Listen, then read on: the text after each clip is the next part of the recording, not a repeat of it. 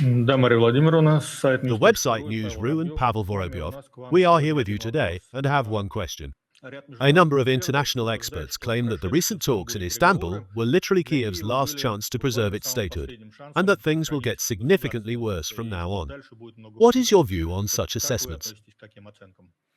You know, I believe that the preservation of statehood does not depend on a particular round of consultations or negotiations, but rather on a realistic view of what is happening on building a sovereign, independent state that serves the interests of the indigenous people, the people who actually live in the country. Not those emissaries sent in from outside, not those who are grant recipients implementing a foreign and alien agenda, but those who have lived there for generations, creating the national product, shaping the culture, and, so to speak, performing acts of heroism in the name of their own country. Independent and sovereign political planning should be built in their interests, and that would be the real way out of the situation you've described as a loss of statehood or an attempt to preserve it. That's where it needs to start. And this, in many ways, actually coincides with the root causes of the crisis we're talking about.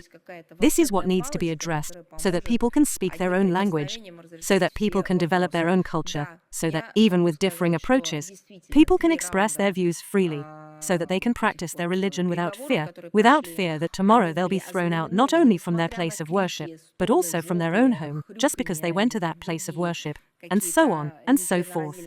That's where it needs to begin, not with the illusion that there's some kind of magic wand that, with one wave, will resolve all the problems. Yes, I can say that indeed the 3 rounds of negotiations that took place were marked, despite the cries, groans, wailing, grunting, and other inarticulate noise coming from Bankova Street, by concrete actions. There was a prisoner exchange, and the bodies of Ukrainian citizens, Ukrainian service members, were returned to the Ukrainian side, despite all their hysteria.